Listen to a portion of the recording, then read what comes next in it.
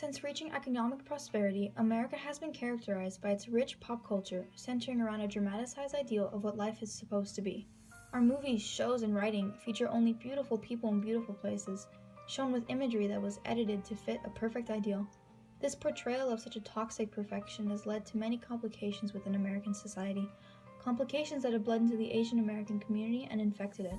In our project, we decided to delve into this infection as we took a closer look at how American beauty standards led to the insecurity of those in the Chinese American community.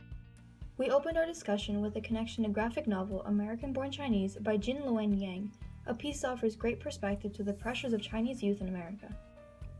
Jin's experience with romance highlights exactly how the Asian American community experiences the pressures of an unwelcoming Western society. Jin was bullied for years about his looks and culture because he stood out so much from his American peers, something very common among the Chinese American community. All these insecurities finally came to fruition when he began to like Amelia, because he found himself comparing himself to white boys that he thought she must automatically like better. Insecurities among the Chinese American community are perpetrated by the toxic beauty standards in both the media and by Western society as a whole. The change he inflicted on himself suggests that he was insecure about his bowl cut, as later on in the story, the reader is shown that he is given a jolt of confidence thanks to his new haircut. The insecurity that Jin had is similar to what people of the Chinese community and other Asians face when assimilating into Western society. Many feel pressure to look and be as American as they can be, just like Jin. The American Chinese community feels the pressure of Western beauty standards every waking moment. It's all they can see in the media and all they hear from friends and family who've given into the pressure. Maintaining a cultural and ethnic identity in such an unforgiving and, frankly, racist nation is difficult. Taking a walk down any American metropolitan city will prove just how intruding the Western beauty ideal is. Passing down any street corner are stands filled with magazines covered in skinny, blonde, pale women with long flowing hair. Their image is accompanied by bright, flashing words claiming a voice to shed pounds fast, grow longer hair, and get the bleached beach babe look just in time for summer. Westerners idolize a certain type of beauty that they even push on others, especially those of ethnic diversity. A study by the University of Arizona even found that a whopping 78% of magazine covers featured something to do with body image, and 73.3% of North American magazines featured predominantly white people. This toxicity seeped into China's media, where only 1/3 of those portrayed in magazines were Chinese, and another third were white. While the major problem lies in the media portrayal of what is beautiful, it's also found on how they portray Asians specifically, or rather, how they don't.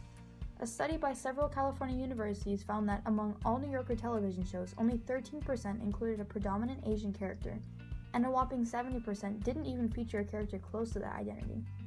In Los Angeles, 50% of TV shows lacked an Asian character, a whopping statistic considering 14% of the city's population is of Asian descent. When they are portrayed in the media, it's often negatively. For example, in popular American media like the hit show Family Guy, Asians are portrayed as ignorant, money-hungry, and extremely book-smart. This is often shown with the stereotypical squinted eyes, bowl cut. Yeah, I'm here to pick up my cleaning. Oh, cool, look at that! Oh, this seems like it'd be a great place to work. But I didn't go to college. That $20. Hey, I think you forgot my shirt. There no shirt. Well, no, I know you have my white shirt. Can you check again? No need check. I know have your shirt. Listen here, washy, you do have my shirt. I know have your shirt. You, yes, have my shirt. You get out of my store. You give me shirt. You go or I call police. You no dare call police. And in earlier films like 16 Candles, Asians were not spared from being made fun of. In this film, the family has a visitor by the name of Long Duck Dong, who is everything that defines the term bizarre.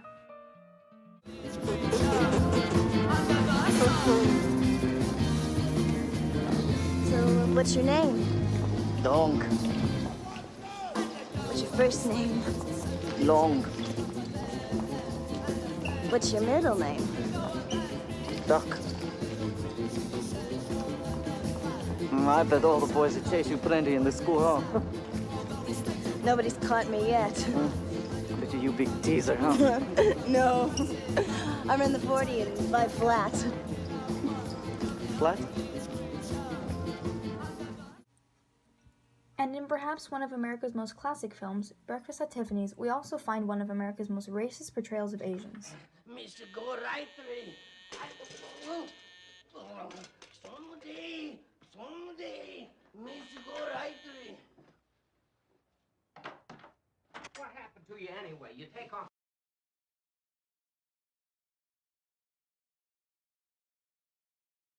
In all the films above, we see just how the media portrays Asians as a grotesque, money-hungry, ugly, and intrusive stereotype. Tying back into our connection with Jin, the effects of these toxic standards as perpetrated by the Western society include insecurity among the youth who are constantly comparing themselves to what they see everywhere. In the movies, the shows, the books, the internet, their own friends and family. The pressure to be this ideal version of something you aren't is intense and painful, and many Asian American youth have nobody to turn towards for help. In fact, for Asian girls aged 15 to 17, more than 50% wish they could change their body shape or weight or to something better, something more Western. Furthermore, a global study found that only 13% of women were satisfied with their bodies, and only 2% considered themselves beautiful. The media's awful standards poison the minds of our people and eat at their self-confidence. Hi, my name's Trudy Tapscott, and I think if you're interested in modeling, the first thing that you know is that models are tall and skinny. So the first question is, how tall and how skinny do I have to be? And the answer is, depending upon the type of modeling that you're doing, height is important, and being skinny, in good shape, and healthy are important. However, we decided to speak to members of the Chinese American community within our own social circles, where we found out what they define as their own standard of beauty.